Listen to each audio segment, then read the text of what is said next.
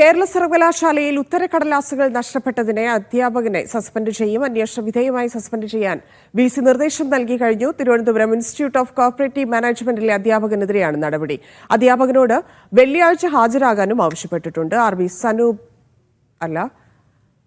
ഗോപാൽ ശിലാസനൽ ചേരുന്നുണ്ട്. ഗോപാൽ, വിശദാംശങ്ങൾ. ധന്യ, ഇന്നാണ് അടിയന്തര യോഗം ഈ വിഷയം ചർച്ച ചെയ്യാൻ വേണ്ടി സർവകലാശാലയിൽ ചേർന്നത്. VC മോഹൻ കുന്നുമലിന്റെ അധ്യക്ഷതയിലായിരുന്നു യോഗം ചേർന്നത്. ആ യോഗത്തിലാണ് ഈ തീരുമാനം ഉണ്ടായിരിക്കുന്നത്. നേരത്തെ വൈസ് ചാൻസലർ മാധ്യമങ്ങളെ കണ്ടപ്പോൾ വിദ്യാർത്ഥികൾക്ക് വീണ്ടും പരീക്ഷ നടത്തുമെന്നും അധ്യാപകന്റെ ഭാഗത്ത് തെറ്റുവന്നുവെന്നും സർവകലാശാലയ്ക്ക് വീഴ്ച പറ്റിയെന്നും അടക്കമുള്ള പലവിധ കാര്യങ്ങൾ പറഞ്ഞിരുന്നു. അതിന്റെ തുടർച്ചയായാണ് ഇപ്പോൾ അധ്യാപകനെതിരെയുള്ള അച്ചടക്ക നടപടി വന്നിരിക്കുന്നത്.